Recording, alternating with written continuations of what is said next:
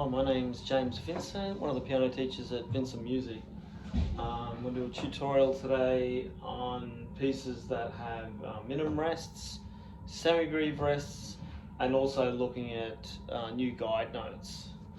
So once again, I'm going to be looking at a piece that's coming from the Accelerated Piano Adventures series. It's called Racecar Rally. And this one's highlighting the use of an introduction of reading minimum rests and semi-brief rests. So minimum rest kind of looks like it's a rectangle, black rectangle, and it sits on the middle line of the staff, on the third line. So that's 2 counts of silence, 2 beats of silence. Whereas the semi-brief rest hangs on the 4th line on the staff, and that is a whole bar rest. In 4/4 would be a 4 counts, something in 3/4 would be 3 counts of silence. So you start to see them scattered in this piece. If you've been learning from a book like this, the rests start to appear. Before there was just nothing. Now you have these little bar rests, and they're quite handy because they let you know that the other hand doesn't need to play, rather than you just assuming it's like an extra reminder. So I'll play this one through, Racecar Rally, and we'll talk about any particular features of this piece.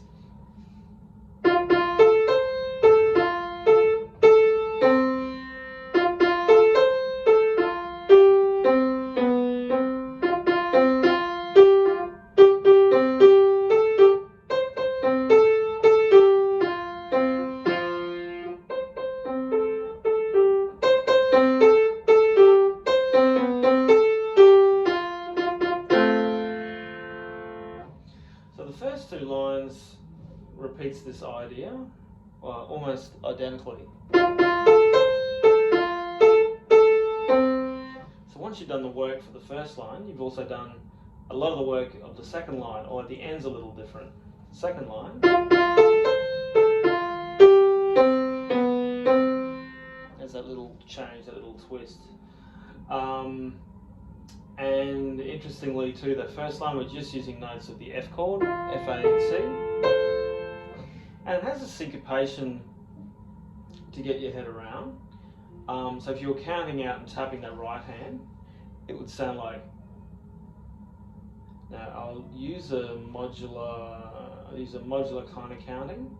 So this will sound like 1, 1, 1, 1, 1, 1, 1, 2, 1, 2, 1, 2, 1, 2, 3, 4. If you can master that by tapping, you can then play it and count.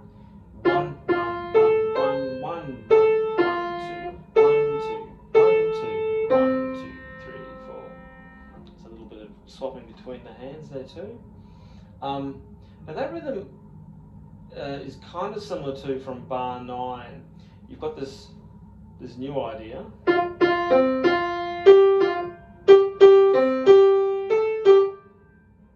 And then it goes on and develops a bit further. But it has that similar rhythm. 1, 1, 1, 1, 1, 1, 1, 1. Let me count that again, that was a bit incorrect. 1, 1, 1, 1, 1, 1.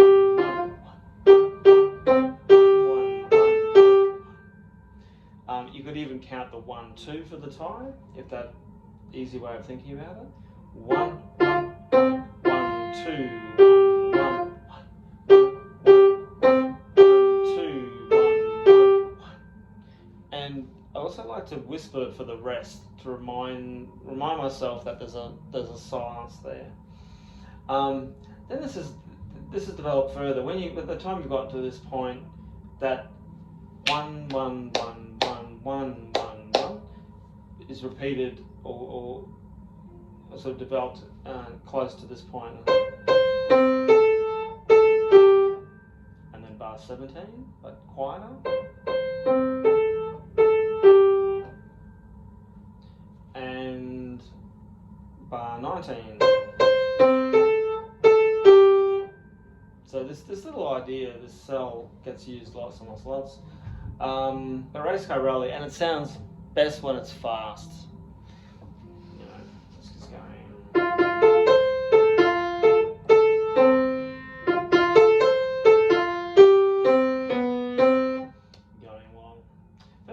that's a good chance to experience the new minim rests and the new whole bar rests or semi-groove rests. Good duet too. So on page 54, we're looking at this piece, Guide Note Pinball, but we're talking about new guide notes. And for those that haven't familiar with guide notes, if you've done work on earlier pieces, you'll see there's 5 different notes. Often the first one we learn is middle C, right in the center of the piano. Then the second tier of notes is what we call the G clef G, which starts on the second line of the treble, where that curl, the treble clef curls around. And then bass clef, we have F clef F, which is on the second line down, right between those 2 dots. They're often the first 3 you sit with for a while. So at this point, you would have also done the bass C, which is that bottom note in the bass clef, and the treble C at the top up here. So the treble C is the new one. And again, if you turn this upside down, you'll notice with these 5 guide notes, they almost look, if you took the clefs away, they're identical. They're like a mirror image of each other. It's kind of a good pattern to observe. Yeah, and guide notes mostly tend to be Cs. So you've got treble C, middle C, bass C, plus the G clef G and the F clef F. So this is when you want to explain, and you want to know it's your third space up in those face notes, F, A, C, E, which spells the word face. So C's the next one up from middle C. And this piece called Guide Note Pinball is interesting because it just uses notes of these 5 notes of the guide, the five guide notes in different ways. So you've got a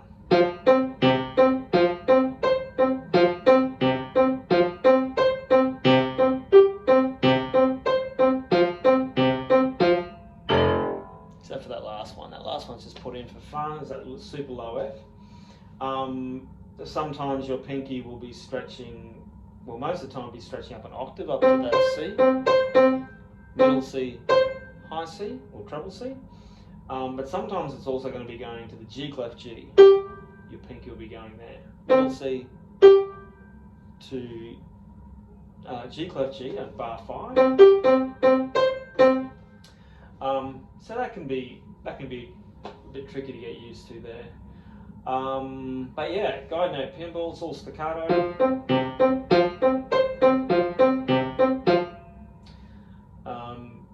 And I think we've got time, we can move on to another one here. This next piece on page 55 of this book is English Menuet. And we're starting to look at that high treble C position scale, the Pentascale, C, D, E, F, G. But that treble C, your new guide note, is where the thumb's going to go and set you up for that higher pentascale. Previously, you probably would have done middle C pentascale and that bass C pentascale. But now we're up to the high C pentascale, which is new. Now this piece sounds like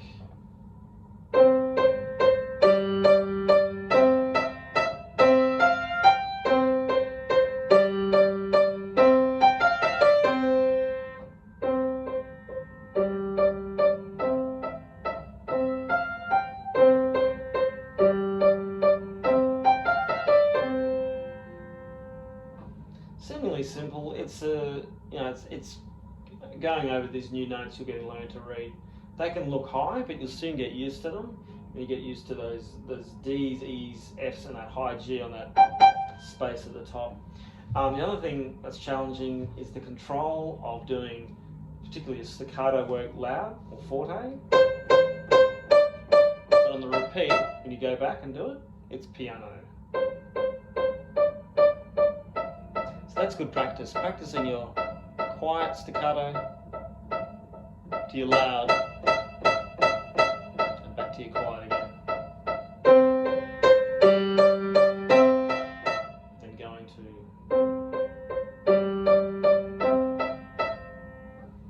So that's the English Menuet, and also reviewing reading in seconds. Next 4 notes. or reading in thirds, or skip notes. So a lot of repeat notes, a couple of seconds, and only the 1/3 in the second line from that E to G. So that kind of mixes it up a bit. And what else? We can run through a few more pieces here. So we're doing this bagpipes piece, page 56 of that same book, and this introduces the Optin Sign.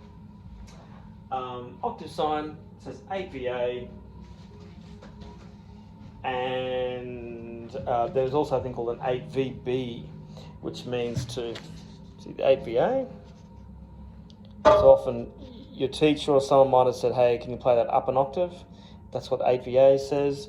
But the 8VB, which is actually in this piece, means to go an octave lower, and that's put in your left hand there. Just makes it easy to read. So instead of having to write the notes down lower or higher, your hand can just move up or down. So I'll give you an example in this piece. It happens right at the very end, where you're suddenly going lower.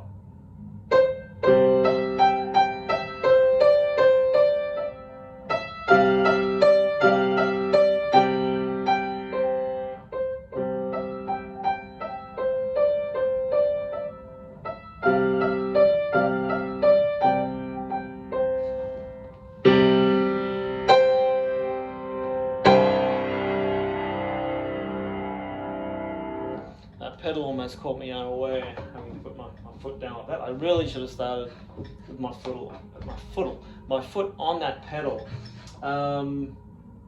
Yeah, nothing much to it. Again, this piece we're reviewing that high triple C scale, that C pentascale. Left hand's quite easy. It's just that CG fifth. But right at the end, you really got to pay attention. Often the action and exciting stuff happens at the ends of these pieces. So it pays to go over and do extra work on them at the end. The left hand moves down that octave, that 8VB. Again, a nice mix of thirds and seconds. Keep your reading fresh. So remember, thirds are space notes, space to the very next space, or line notes, line to line. Although this piece doesn't, I don't think it even has, it's got one line to line third that I can see. Most of the thirds are just space notes, and the rest are seconds or repeat notes, and some fifths thrown at the end. And we could look a bit further here too. So as we're working our way through the book, we're getting the introduction to what's called imitation between the hands. Sometimes the right hand can copy the left can copy the right. If you listen to this, you could see if you can hear it happening.